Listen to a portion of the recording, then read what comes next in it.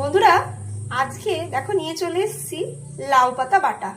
লাউ পাতা বাটা করতে গেলে প্রথমে দেখো লাউ পাতাগুলোকে ভালো করে সেদ্ধ করে নেওয়া হয়েছে। এখানে পাতা বাটাটা করার জন্য এখানে দেওয়া হচ্ছে প্রথমে কালো জিরে, 2-3 চামচ মতন ছোট চামচের কালো জিরে দিয়ে দিতে হবে।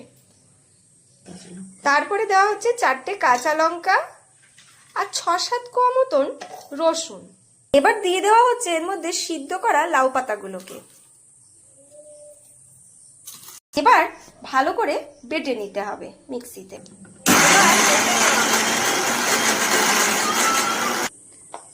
দেখো বাটাটা আমার কিন্তু হয়ে গেছে, দেখো কত সুন্দর বাটা হয়ে গেছে। এই দেখো কড়াই গরম করা হয়ে গেছে বন্ধুরা। এবার দিয়ে দেওয়া হচ্ছে তেল।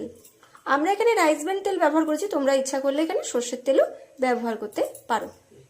এবার এতে দেওয়া হচ্ছে একটা শুকনো লঙ্কা আর একটু কালো জিরে ফোড়ন হিসেবে দিয়ে দেওয়া হলো। এবার বেটে রাখা লাউ পাতাগুলো দিয়ে দেওয়া হচ্ছে।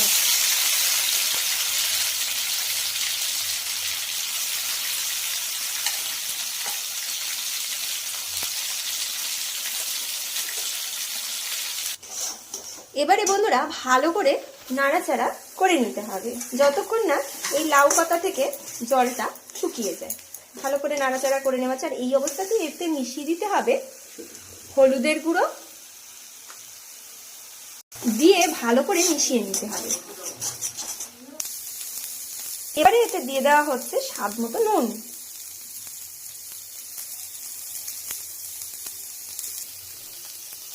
দিয়ে ভালো করে মিশিয়ে নেওয়া হচ্ছে।